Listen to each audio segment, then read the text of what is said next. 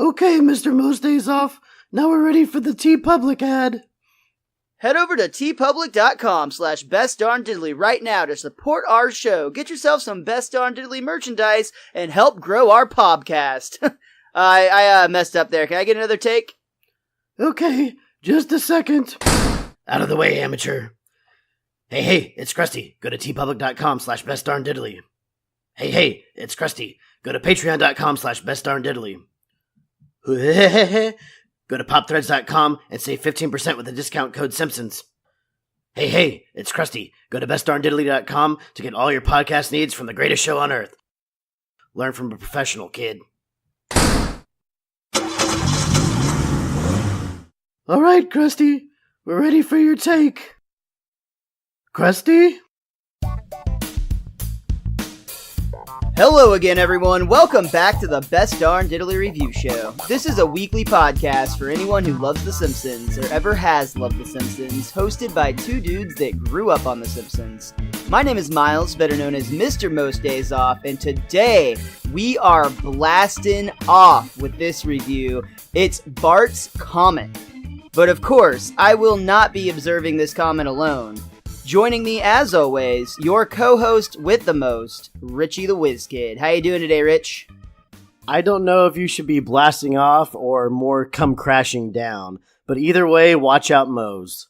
I love that so much. That's one of my favorite sight gags in like all of Simpsonsdom is that bit. Like, I love that bit. I couldn't wait for it the whole time. But that's jumping the gun a little bit here. Like I said, we're going to come crashing down today. So let me go ahead and throw it back to you. The man, the myth, the doomsday whistle himself. It is Miles. So this is another one of those episodes that I remember a lot of the gags from the episode, but I honestly just kind of forgot the episode as a whole, if that makes sense. And I think a large part of that is because of how straightforward it is. Like, it almost feels like the main plot of this could be a B plot in almost any other given episode, but it's so full of great sight gags and great bits and great jokes that it makes a really, really good full-fleshed episode. This was always one of my favorite episodes as a kid. I think it might be because there's no real B plot to this one and all the gags, like you said. And I guess the B plot in this would be Homer's right. Yeah, which is terrifying, isn't it? That's one of my favorite endings, but we're going to get there. Yes. It's fantastic. Upon reviewing it, I have to say again, I remember it and I love this episode. I especially remember Bart with the prank at the beginning. That's one of my favorite openings as well. There's so many good, just independent sight gags and jokes that happen. I'm all supportive of the hooray, but I don't know about the woo. But yeah, so let's go ahead and get into it. Again, we're talking about Bart's Comet, which originally aired on February 5th, 1995. And of course, Bart's Comet is based on Halley's Comet, one of the most widely known and well-known comics. Not comics. One of the most widely known and well-known comets that we know of that's been being tracked for several hundred years at this point. Yeah, because they actually track Halley's Comet. I don't know why they lost track of this comet in half a day, and the kids had to point it out to them. But shame on the scientists at the Springfield Observatory. Wouldn't they almost immediately realize it was coming straight for them whenever Bart reports it later on? That's the part that gets me. But he just noticed it the night before that morning. And then they just stopped paying attention to it less than 12 hours later? That doesn't make a lot of sense to me. 12 hours later, less than 12 hours later. Well, it's a day. It's coming directly, or whatever it is, though, within a few days even, it's ridiculous that it's coming straight at 1995 it's pretty absurd. I tell you what. But yeah, so the Halley's Comet actually returns to us every 75 to 76 years, and they have historians that have traced its returns all the way back to 240 BC. So quite a bit longer than the Springfield Observatory was able to keep up with Bart's Comet. This episode starts off with a chalk gag. It says cursive writing does not mean what I think it does. I really want to have further story on that. And we get a couch gag with the Fleischer animation, I believe is what it's called. Basically, it's in the style of old school Mickey Mouse complete with the family having white gloves on as they kind of dance and do happy hands or whatever you call it in unison with each other. What a nice little bit. Especially since Disney owns them now. Yeah, it comes full circle, doesn't it? We open the episode at Springfield Elementary School, where Principal Skinner is decked out in his lab gear, complete with lab coat and glasses. He's very excited about science as he stands under the Science Fair banner. And now, to top off our most propane explosion-free science week ever, our grand finale, the launching of a weather balloon. Yay! Go weather balloon! Hooray for science! Woo! I love Skinner here. He kind of to himself says, hurrah for science, woo? I can't say I approve of the woo, but the hurrah was quite heartening. Oh, Skinner. We see them launch the weather balloon into the sky, and immediately as we're looking at it, we can see something's rolled up on the sides of it, and it's attached to a rope or a string that goes all the way back to one Bart Simpson's pocket, where he's holding onto this rope and starts to pull it as the balloon flies away. And it says, I love my principal. It does, and it said school is great, stay in school, and reading is fun, and all the things that you would hope as a principal your students would want to blast on the side of a weather balloon. And this was one of the shortest episodes in Simpsons history. Anything else you want to add about the show, Rich? Yeah, Springfield was destroyed the next morning because Skinner didn't see the comet coming. Exactly. Since Bart wasn't with them the next morning. Yeah, so of course that's not what the flaps say. Instead, we get a perfect bit where it opens up to reveal that Bart made it look like Principal Skinner, and the coloration was already there. He just added the face and the pants, and on it he's holding a sign that says, "Hi, I'm Big Butt Skinner." This is one of the things where, like, this only works because it's a cartoon. If this were real life, that picture and that balloon, it would have to be pretty close to look realistic. It would not work at all, not even a little bit. This is absolutely something that would only work in a cartoon, I would have to say. Immediately, Skinner notices and he starts demanding that they take it out of the sky, and all of the kids actually get really excited because they start throwing rocks up at this weather balloon trying to pop it. Skinner didn't really think that through too well, though, because the balloon was directly over his car, and you would think when he warned everybody to be careful because that's his vehicle, that might help things. But if anything, for some reason, it just seemed to get worse. Did you notice that, Rich? Well, I mean, he did say that in front of Jimbo and Nelson. Who immediately just stopped even worrying about the balloon and just started throwing bigger and bigger rocks at Skinner's car. I like that Bart's nitpicking the detail on the balloon. He didn't really capture the eyes. Bart, if you have a failing, it's that you're always demanding perfection. If you have a failing. What a loyal friend Milhouse is.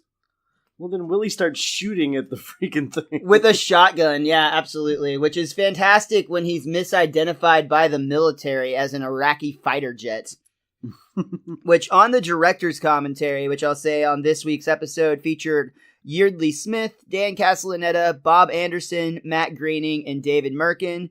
It was David Merkin who said that this right here is an example of a pure Schwartzwelder joke. As the man who's written more episodes than any, if any joke is a perfect representation of who he is, this is one of them right here. Yeah, I love how the two fighter pilots see shots being fired and they decide that they're going to fire back, basically. And what are the Sidewinder missile? Don't worry, that's what this Sidewinder missile is for. And it goes and it shoots the other military jet, but it's fine because that's what the other Sidewinder missile is for, which comes back and destroys itself. Well, and see, like, a normal cartoon, that might be the end of the joke. And you're like, oh man, they died. But then you actually see them parachuting down and they start fighting. They're debating military each other. Budget and, a healthcare plan.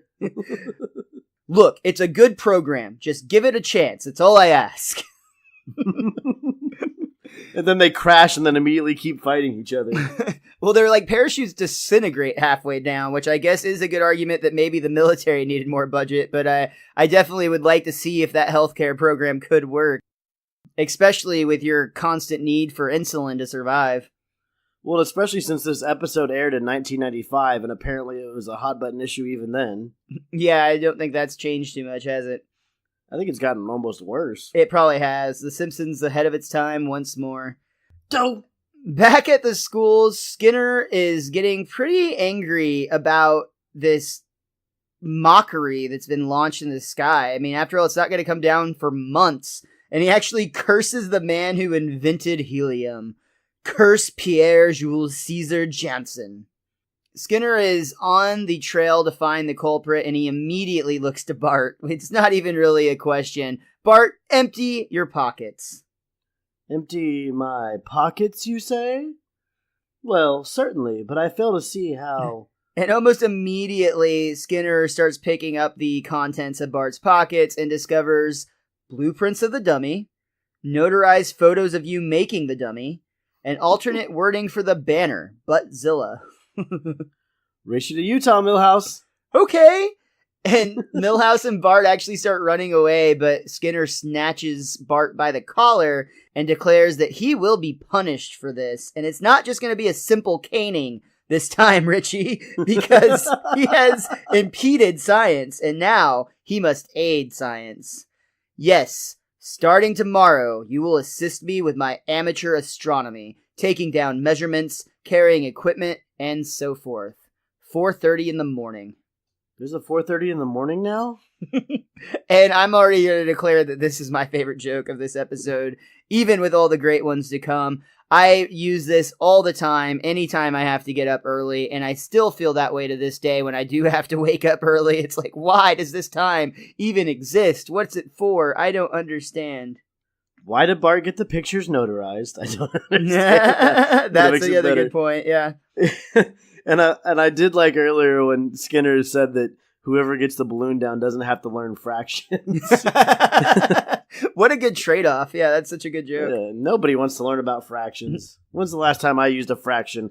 Maybe I can't even think about, halfway through my life, maybe I learned fractions. Honestly, fractions are probably the one thing from math that I use the most often. So I'm good with them. I think that's probably pretty common. Yeah, I absolutely agree. We do see Bart actually having to wake up at 4 in the morning. I mean, after all, he has to be at school by 4:30.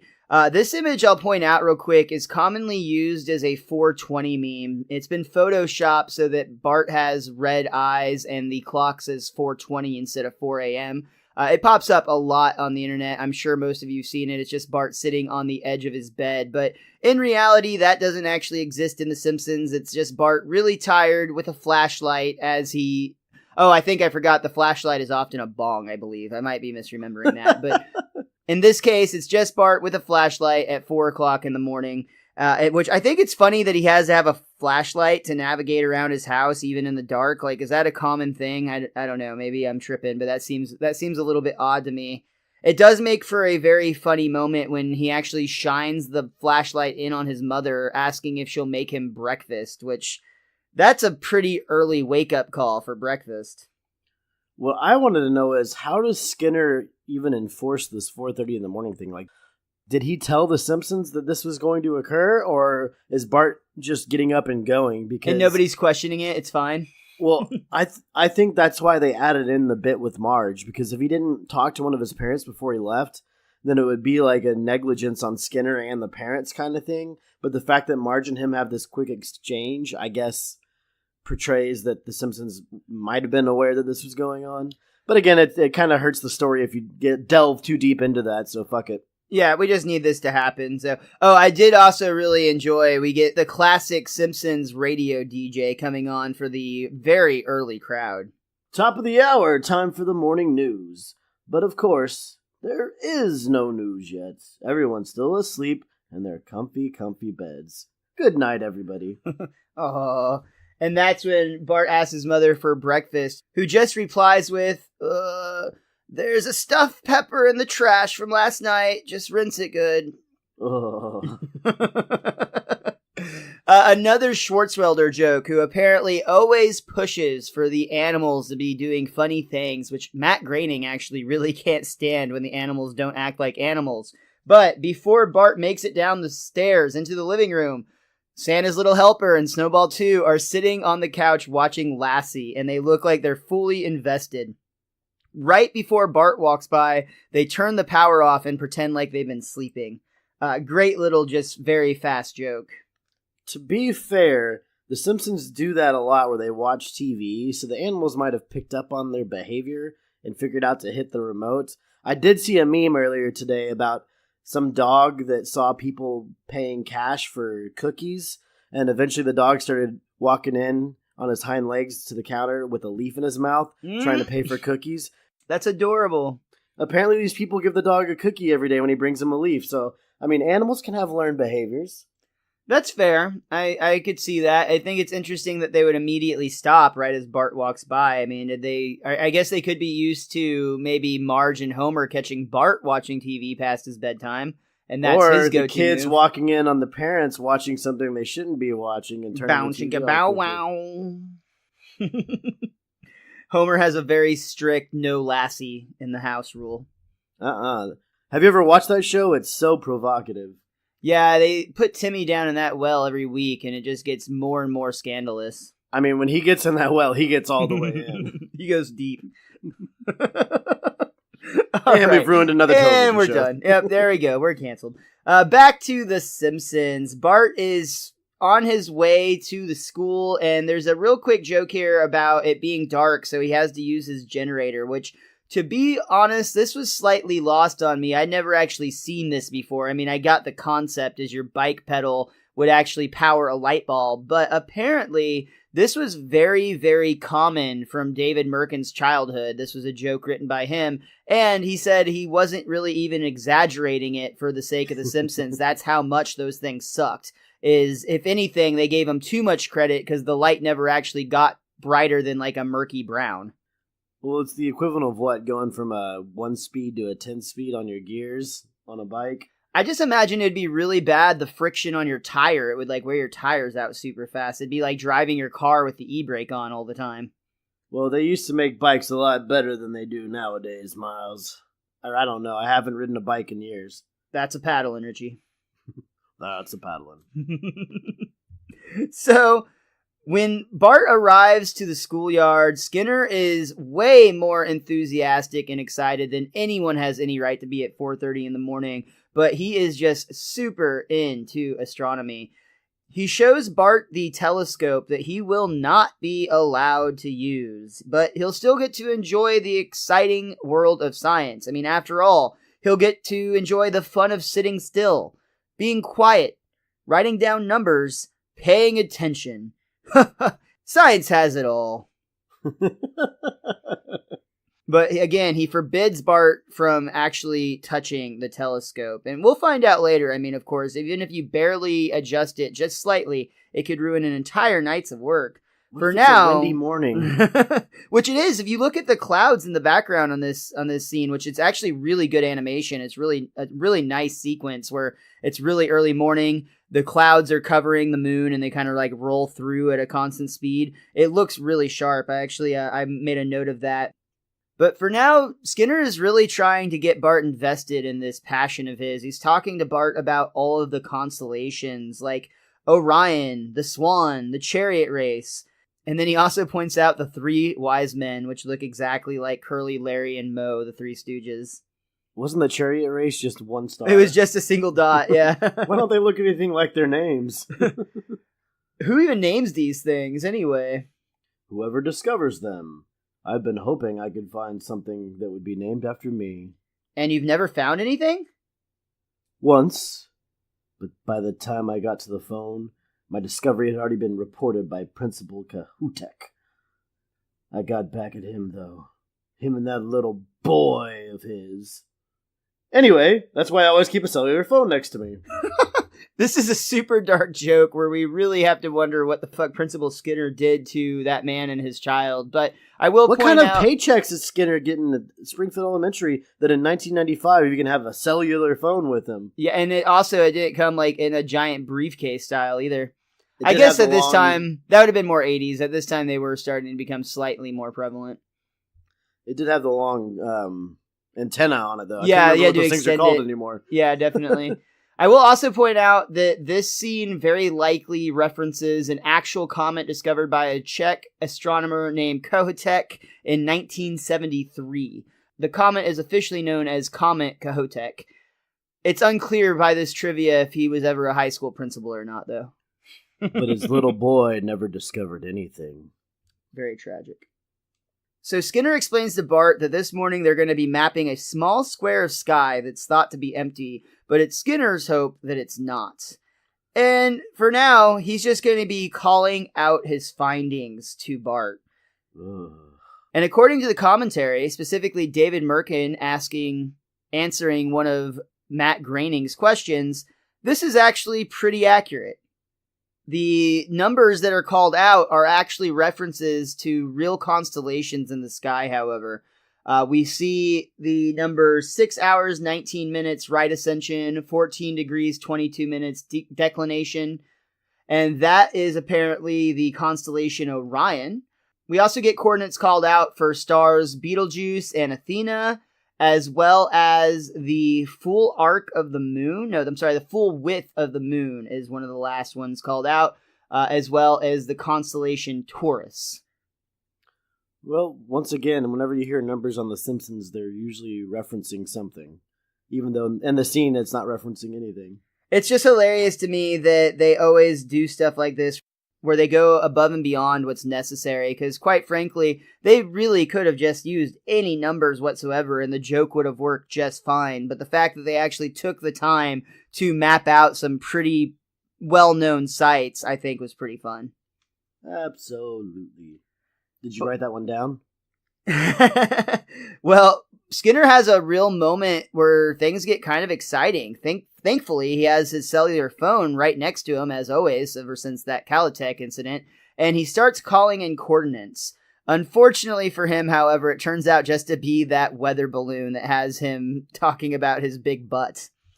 I love it. We just are seeing the conversation from Skinner's end, and he's obviously told that it's just his weather balloon, so we hear his response, No, there's no need to do that. It's already named after me. And I think at that point you can actually see it floating behind him in the background. Yeah, you can, and he yells out, It's coming pretty close to the ground. Maybe I can catch it. Don't touch the telescope, Bart. Even a slight change in elevation can destroy a whole morning's work.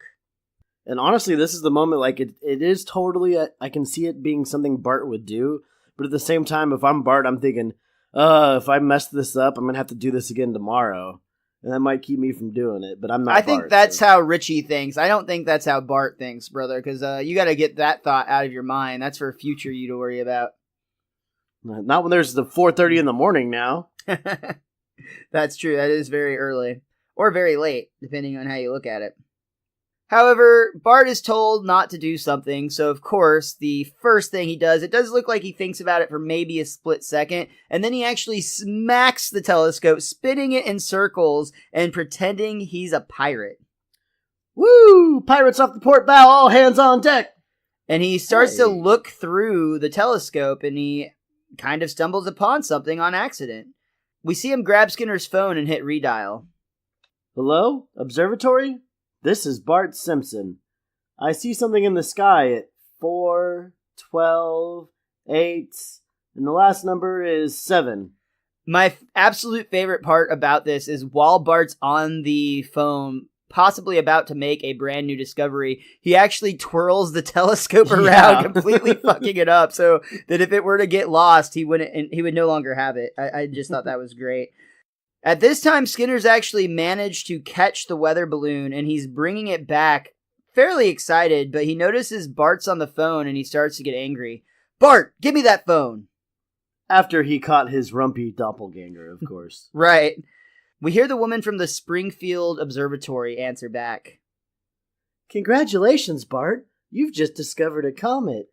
No! And then he lets go of the freaking balloon and it flies up in the sky again. No! And then a paper boy on a bike rides by and throws down a paper and it says, Prez says school is for losers. No! Skinner's literal worst few seconds. I love how it just gets worse and worse, and we kind of pan out further and further and just see Skinner breaking down.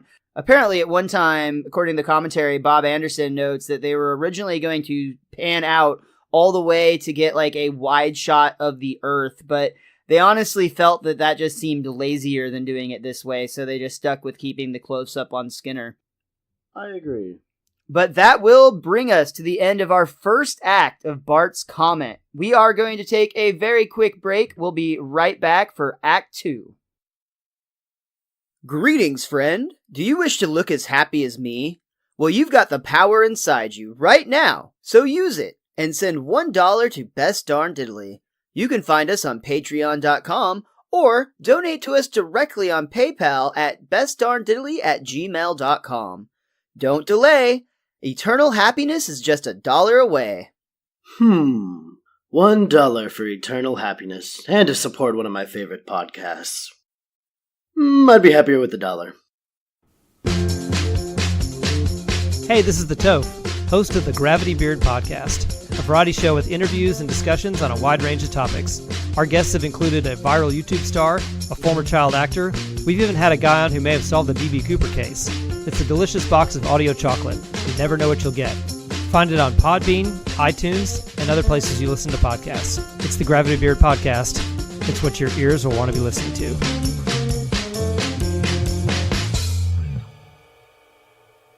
Back for our second act, we start out in the Simpsons' home with Homer telling a story around the dinner table.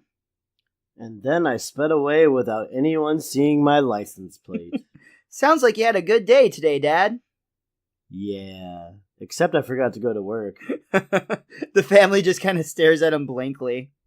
We then turn our attention to Bart as Marge asks him what he did today. What didn't I do? And we see Bart slap down a newspaper that says, "Boy discovers Comet." And Lisa is immediately intrigued. Marge starts to read the paper. A young Springfieldianite has discovered a new comet to be known as the Bart Simpson Comet. Oh, honey, I'm so proud of you. But you've always been proud of me. Yes. I love the awkward look in Marge's face during this sequence, like she just totally got caught in a white lie, we'll call it. What I don't understand is, didn't Bart just discover that comet like that morning? So like the paper would have already released for the day, unless they do like a late press edition or a late print. I mean, it is pretty big news. They might have done that. But they don't know that it's big news yet. They just think some dude discovered a comet. I mean, a new comet, even if it isn't colliding with Earth, seems like a pretty big discovery, right? It doesn't happen that commonly. That cometly? Ha ha. Yep, that's what I said. My jokes are far out, man. There's your one dad joke for the day. Okay, I won't say any more. Doubtful. We find Bart the next day at school finding himself with some new popularity amongst a very specific demographic of students. And we meet a bunch of nerds sitting around the table. People like Ham, who really enjoys ham radio. There's also email, cosign, report card, and database, as well as Lisa. Your nickname will be Cosmos. And immediately Bart is like, uh-oh. And he's trying to get away from this new group that is called themselves the Super Friends. Goodbye, Cosmos. They've invited him to join the club because of his new discovery. This is another thing I'll point out from the commentary real quick. Matt Groening, despite the fact that he's actually quite popular, hates the character of Database. Just cannot stand him. I can understand that. He's an annoying little runt. Honestly, other than this episode, he doesn't really do a lot other than just quick one-liners that I can think of. Oh. And there's that, of course. That was exaggerated a little bit, but you get the picture. But Bart is trying to get away, so he... Essentially, it seems like he's telling them, like, hey, just look out the window and you'll be able to see my comet. And of course, I love one of the nerds' response, because he's like, I make it a purpose not to turn my head unless I'm going to see something.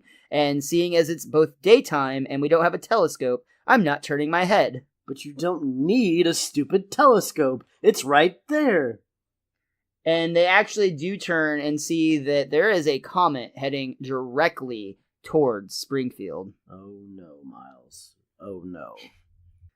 Bart doesn't really seem to be all that upset about it, but Lisa tries to explain. Don't you realize what's happening, Bart? Your comet's going to collide with the Earth, and every living thing in its path will be killed. I knew you'd try to find something wrong with my comet, Lisa. You've always been petty and small, right from the beginning. I love that instantly Bart just thinks his sister's jealous. That's so great. I love that if the comet actually destroys any part of the Earth, that it's literally the Bart Simpson comet that does it. It seems super appropriate, doesn't it? That's great. You know, actually, this whole episode's concept in general was actually discovered when some of the Simpsons staff picked up a Time magazine that was talking about a comet. And then they also took inspiration from a real-life comet that hit the Earth in 1938. So it was actually a 500-ton meteor that entered the Earth's atmosphere at a very sharp angle. So it took a really long time to hit, and it had more time to burn up. It actually ended up hitting just outside of Pittsburgh, Pennsylvania, and scientists say that, or they believe, I should say, that if that meteor had been coming straight down as opposed to at an angle like it had, it would have actually destroyed the entire city. Huh, science. Science, isn't it cool? And destructive? Unless you're having to record numbers all morning. Yeah, that did seem really boring. For now, though, the Super Friends and Bart, if he's part of it or not, is kind of unclear at this point. But they're riding their bikes off to the observatory, and they actually are singing, "We are the Super Friends." Shut up! When the kids get to the observatory, somehow they are the first ones to point out to these supposed scientists that have all of these tools, seemingly just to discover things like meteors coming crashing down or comets heading straight for Springfield. Or the fact that a small boy pointed out the comet less than 24 hours prior, or a little over 24 hours prior. Yeah, exactly. You would think this thing would be on their radar, but it clearly wasn't, because the kids have to point out this destruction path that it's on, and immediately we hear a whistle sounding, and we cut to Abe and Jasper sitting outside of the Quickie Mart. "Sounds like the doomsday whistle. Ain't been blow for nigh on to 3 years. Tisk, tisk, tisk. Trouble a-brewin'." I also really love we see a town hall meeting called by Diamond Joe Quimby. "Fellow citizens, when I learned about the impending crisis, I caught the very next plane to Springfield. Filled. First of all, yes, there is a comet in the sky, and yes, it is going to hit Springfield. You don't need to applaud that." So Quimby actually has a demonstration up to show what they think that the comet might do. And unfortunately, it would seem that it's headed straight at Moe's Tavern. Well, no, I thought the thing was, like, it's just heading straight for Springfield, but in the picture they put a dot and pointed out Moe's Tavern being, like, the only noticeable place being destroyed. It's the only one they thought to add to the diagram there. And also, as the slides continued, we see a smoking crater with just charred bodies everywhere. Oh, dear God, no! But it's okay, because Professor Frink has a plan. Well, hey, good evening, ladies and... Quit stalling! What's the plan? Glavin. All right, just take your seat. So Frink goes on to explain that they've come up with a rocket that they are going to launch straight at Bart's comet to intercept it and blow it to bits before it can tear the town to smithereens. Only in the example, he's actually built a diorama, and in the example we see the rocket blast into the meteor and somehow causes a real explosion on a diorama, and some of the flames go down and still end up burning Moe's Tavern to the ground. Oh, dear God, no! And again, I said that at the beginning. I don't know why. This is just one of my favorite bits on The Simpsons. Just they pick on Moe so much. They just keep letting it, like, rain down on him, literally. It's great. It's great. But the townspeople are satisfied with this explanation. They actually walk out of the town hall meeting and they just point and laugh as the meteor is coming down with impending doom. Yeah, and it's kind of Like everyone's mocking the comet, but everyone's still like kind of uneasy about it in a way. Like it's kind of foreboding. Well, I think everybody's mocking it except for Lisa, who does legit look very concerned, but it's okay because Homer's there to comfort her. Will you all stop worrying about that stupid comet? It's going to be destroyed. Didn't you hear what that guy in the building said? But Dad, don't you think? Lisa, the whole reason we have elected officials is so we don't have to think all the time. It's just like that rainforest scare a few years back. Our officials saw there was a problem, and they fixed it, didn't they? No, Dad, I don't think... There's that word again.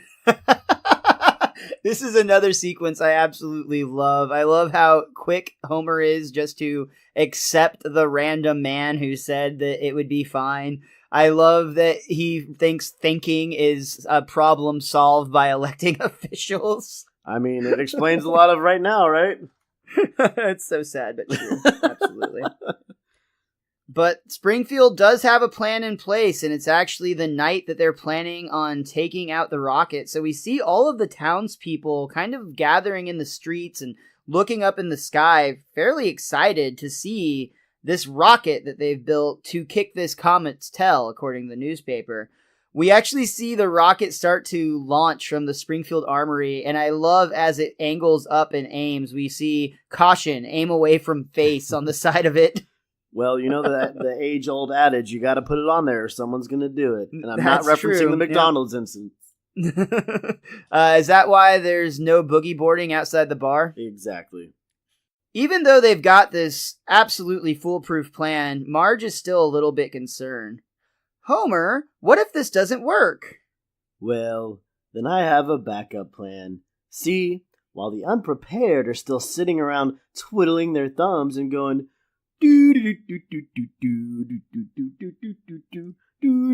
Dad, what's the plan? I'm getting to that. So anyway, they're going, Dad! So anyway, we get in our car and we take the bridge out of town. All the while they're still going. And just then Lisa interrupts and announces they're firing the rocket, and the blast actually knocks Homer right back off his chair, but he's very excited about it. All right. We see the rocket climb into the sky. Everybody's oohing and aahing. It's headed right at the comet, and just as it looks like it's about to make impact, instead it just arches right through its silhouette, missing the comet and heading right towards the only bridge out of town, which is actually written on the sign. And I love when the rocket hits it, it actually changes the sign from only bridge out of town to say bridge out. One of the best visual gags in The Simpsons. I love this. Terrible town structure, and also completely ruins Homer's backup plan that he just stated. Well, and I like how they put the Simpsons on the roof so they could actually observe all this happening, but I don't understand why they're up there with Maggie. Like, you brought a baby on the roof. Come on. Well, what are you going to do? Leave the baby not on the roof? One of the parents could have stayed makes inside. More sense. Yeah. Or put her in her crib. Fair, but she's got magic powers. She'll be fine. They don't know that, Miles. Shh, it's a secret. Mr. Thompson. But for now, the Simpsons are reasonably freaking out a little bit. I mean, it's the only bridge out of town, and Lisa cries out that they're doomed. Homer just says, it's times like this, I wish I were a religious man, before we immediately cut to Reverend Lovejoy running down the street. It's all over, people! We don't have a prayer! Ah! And that is what brings us to the end of our second act. We're going to take another quick break, but we're going to be right back for the conclusion of Bart's Comet. Hi, I'm MrMostDaysOff. You might remember me from such podcasts as the 50th Podcast Celebration Show and the Michael Price interview. I've brought a friend along today to talk to you about an exciting new product. Hi, everybody! Hi, Richie the WizKid. Miles, did you know that most people have no idea how to get a Best Darn Diddly t-shirt? You can get a t-shirt with a podcast logo on it? Well, if you go to tpublic.com/bestdarndiddly, you'll find not only shirts, but also Best Darn Diddly hoodies, posters, mugs, and even phone and laptop cases. It's like they'll put their name on anything. Help support the Best Darn Diddly Review Show by purchasing any of the crap we put our name on at tpublic.com/bestdarndiddly. Bye, everybody. Hi, it's Mike Reese. I've been writing for The Simpsons for 30 years. I ran the show in seasons 3 and 4. I created The Critic. And now I've written a book. It's called Springfield Confidential, and it is the first insider's look at The Simpsons. It's filled with secrets, scandals, and tales of censorship and celebrities. It's a great book. It's like a Simpsons episode. It's fast, it's smart, and it's packed with hundreds of jokes, some of them funny. Please buy Springfield Confidential. You can order it now on Amazon.com. Act 3 begins with Kent Brockman delivering the news. And like Icarus, the rocket foolishly soared too high and lost control of its servo guidance mechanism, leaving us with some 6 hours to live. I love that we actually see the countdown to live clock appear in the corner. And what would happen if the boys didn't notice the comet was moving towards them? Then they would have just died. Yeah, absolutely. Or they just wouldn't have died. They would have even noticed until it was too late. But for now, let's go live to the charred remains of the only bridge out of town with Arnie Pie and Arnie in the Sky. With the bridge gone and the airport unfortunately on the other side of the bridge, a number of citizens are attempting to jump the gorge with their cars. It's a silent testament to the never give up and never think things out spirit of our citizens. Which, he's got a freaking helicopter. Like, Arnie Pie is in a helicopter. Well, I love as he's watching people just die, drive off a cliff to their death. He's just chilling, eating a donut. Which I didn't realize he talked about the airport, because literally while this bit was going on, I was writing that he was in a helicopter and writing, why doesn't everyone just go to the airport? But we do cut to my second favorite joke, where Kent Brockman announces that with utter annihilation imminent, our federal government has snapped into action. We go live now via satellite to the floor of the United States Congress. Then it is unanimous. We are going to approve the bill to evacuate the town of Springfield in the great state of... Wait a minute! I want to tack on a rider to that bill. $30 million of taxpayer money to support the perverted arts. All in favor of the amended Springfield/pervert bill? Boo! Bill defeated. I've said it before, and I'll say it again. Democracy simply doesn't work. I love that joke so much. I see that used online all the time, and back to what you said earlier, it really makes you wonder how true that is, considering our current state of affairs. Well, Homer said it in a previous episode. Now Kent's jumping on the train. It's a growing movement. But what does that mean for us? That's not good news, not even a little bit.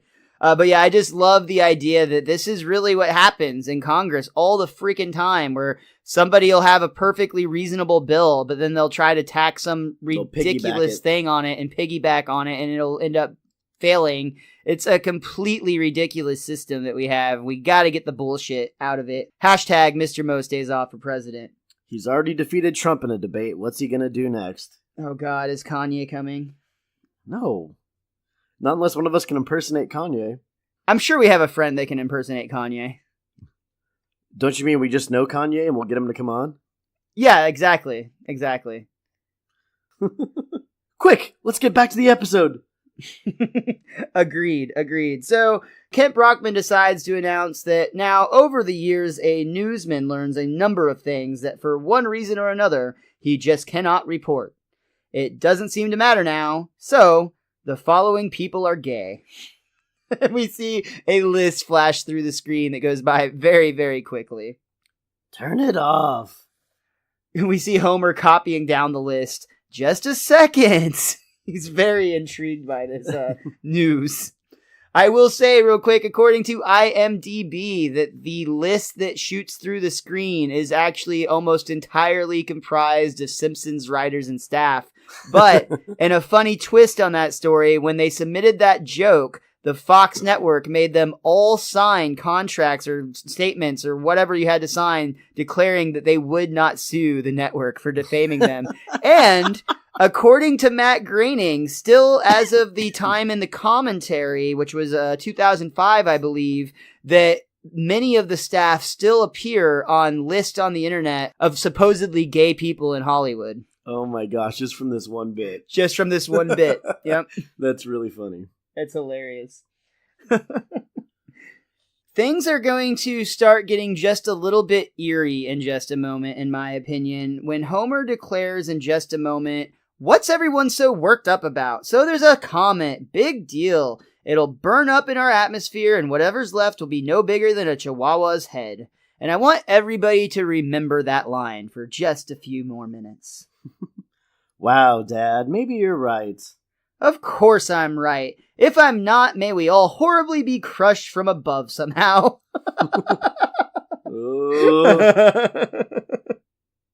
Okay, if you're that worried about it, let's go to the bomb shelter. We have a bomb shelter? Homer Simpson takes care of his family. We see the family then next door pounding on Ned Flanders' bomb shelter. Flanders, open up! Heidi Haroni, neighbor. What can I do you for? Get out of there. My family needs to use your bomb shelter. Homer. Uh-oh. I kind of figured this might happen, so I built the shelter big enough for both our families. No deal. Out.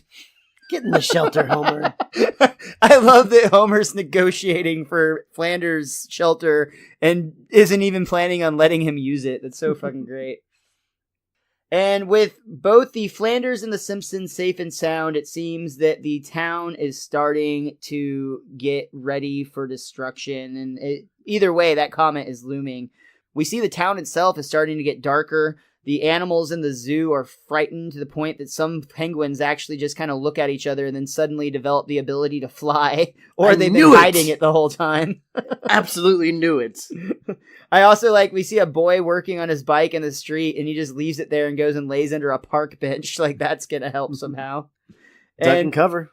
Finally, we see people abandoning their cars, just leaving them in the middle of the road, running for cover. But in the bomb shelter, we just have these two families sitting around waiting for whatever is going to happen outside. And I really enjoy this quick little bit here at the beginning. Marge checks her watch. 1 more hour. An hour? I can't wait another hour. What's keeping that stupid comet? Ah, there it is.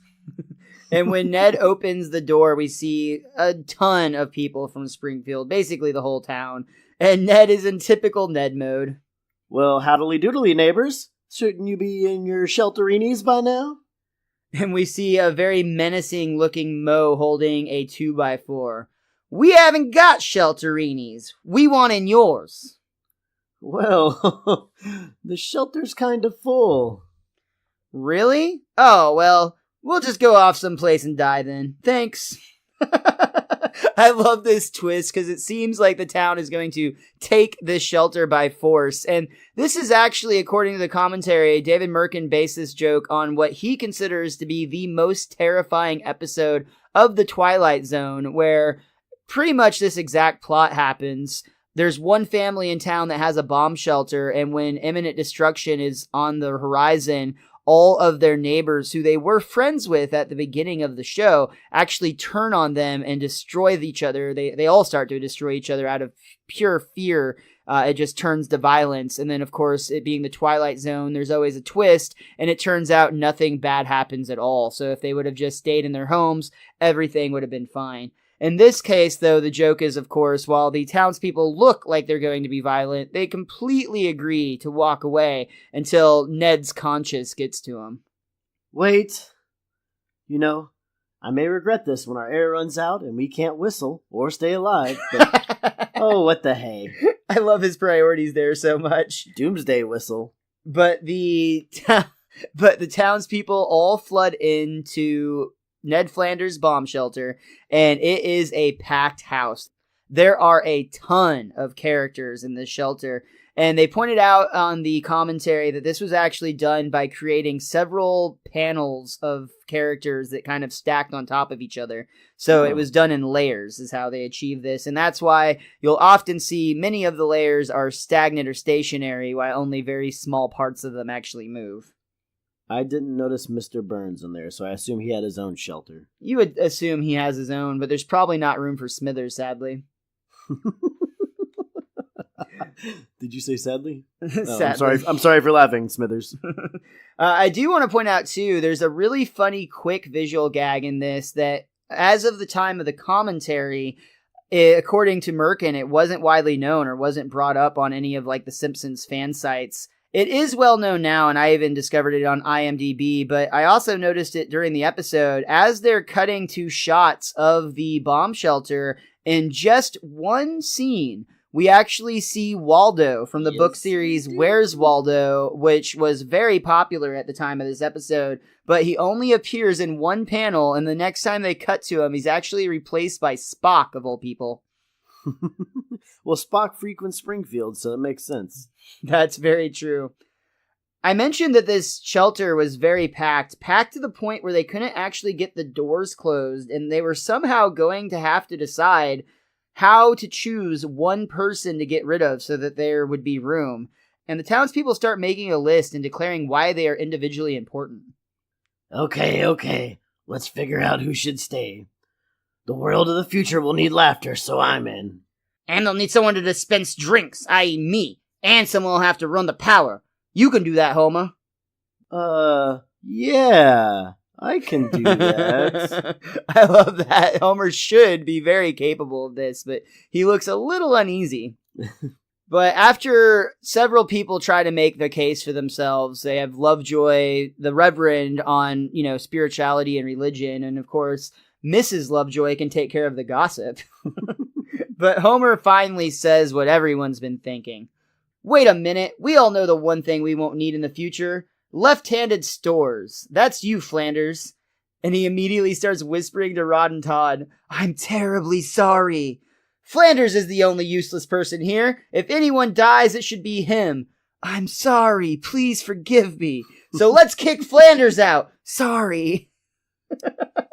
Well, sir, sounds fair. Toodaloo, everybody. I'll scream when the comet gets here. Oh, I'm coming with you, Nettie. No, sweethearts.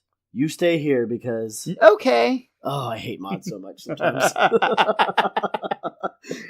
And I love this next line so much, and I think it absolutely is qualifying as a Merkin moment at the end of the season. I might go mad with fear out there. So, Todd, I want you to shoot Daddy if he tries to get back in. And we see Ned actually handing Todd a single shotgun shell, and Todd is crying as he's loading the shell into the gun. Okay, Dad. Okay.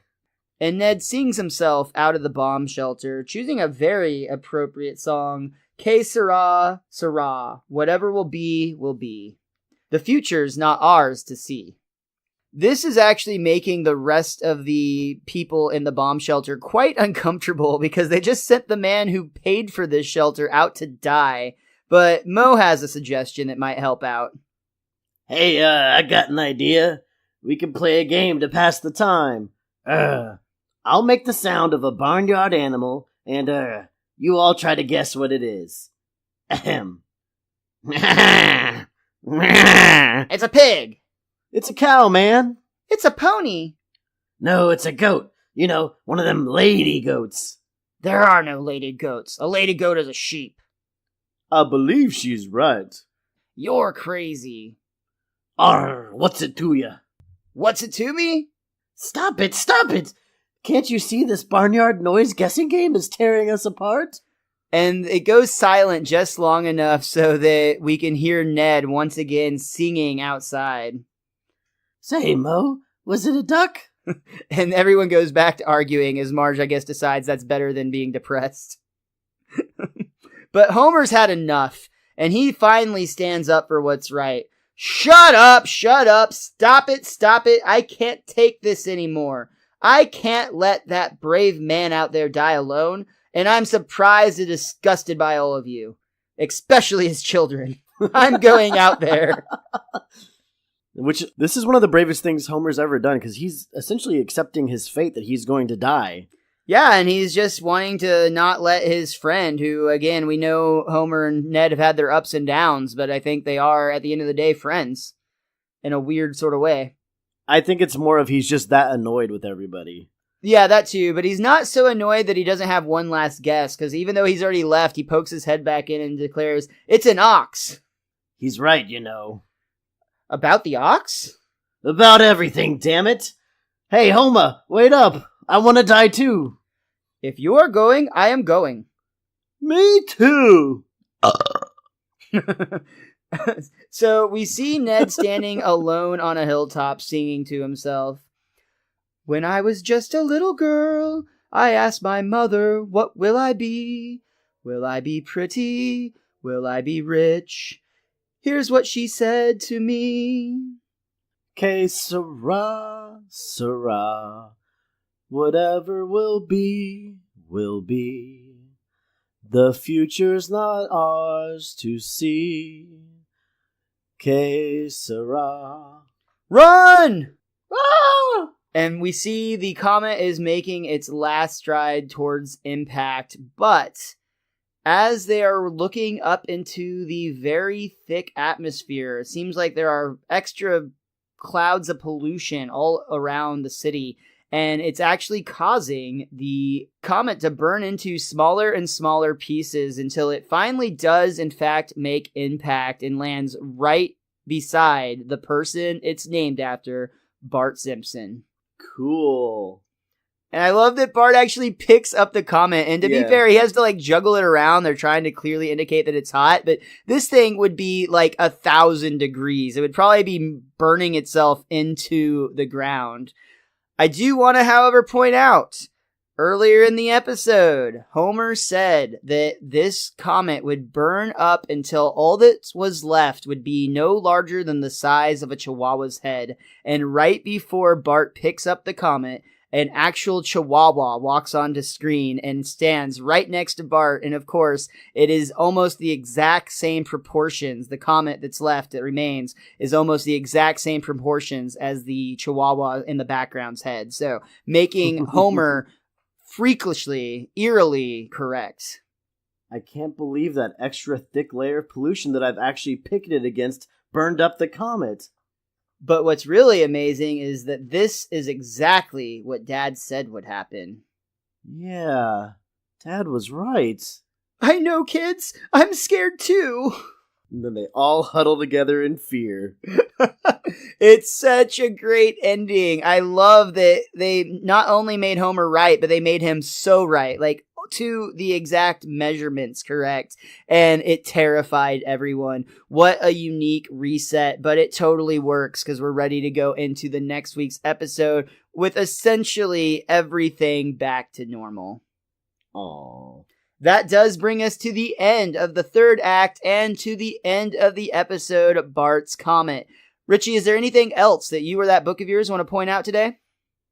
Well, my book, The Simpsons, A Complete Guide to Our Favorite Family, points out that when the kids are throwing things at Skinner's car in the early scene, there's actually 2 slingshots that are thrown at it. So I guess Bart's not the only bad boy in town there. Or he's just got multiple slingshots, one or the other. But secondly, it says that during the bomb shelter sequence, when the townspeople are going to join Flanders, Apu actually appears as yellow. And I did not catch that while I was watching the episode, but I thought that was interesting. I didn't catch that either. That is interesting. That makes me want to go back and look for that. Yeah. Other than that, it's just a really fun episode, man. I mean, it's one of those classic ones where both Bart and Homer get a lot of their moments. A lot of the other townspeople get some moments in this one as well. Poor Mo. And it's just, it was a lot of fun, man. Like, it played very quickly. I instantly regret that on the Homer the Great episode, I declared that one is going to easily be my top one based on what I've seen, because immediately after we watched 2 episodes that are very different than Homer the Great, but very competitive at the same time. This is an absolutely wonderful episode. And we're in good company having that opinion because Dave Merkin himself considers this to be one of his favorite episodes, and he actually describes it as a perfect episode due to the size of the plot and the balance of emotion and observational humor. He thinks this is exactly what a Simpsons script should look like. Fair enough. That's pretty high praise. Yeah, that's pretty amazing. But that is going to do it for Bart's Comet. The WizKid and I are going to be back again next week to review Homie the Clown with our special guest Toph from the Gravity Beard podcast. In the meantime, make sure you follow Richie the WizKid everywhere on social media. He is at thewiz_kid23. You can also follow our show everywhere at Best Darn Diddly. Please like, subscribe. You know how the internet works. Do all the things that are free that help us out. That would be super useful. And if you'd like to throw a few ducats our way, check us out at patreon.com/bestdarndiddly. And also, don't forget to follow Mr. Most Days Off, Miles himself, everywhere on social media at Mr. Most Days Off. The WizKid and I would once again just like to say thank you to each and every one of you that decided to tune in and listen to this podcast. That means so much to us, and we're so glad you've decided to join us on this journey through the Simpsons Golden Age and beyond. The WizKid and I cannot wait to be back again with you next week. And at that time, I'll get back at all of you. You and that little Miles of yours. Until next time, be cromulent to each other.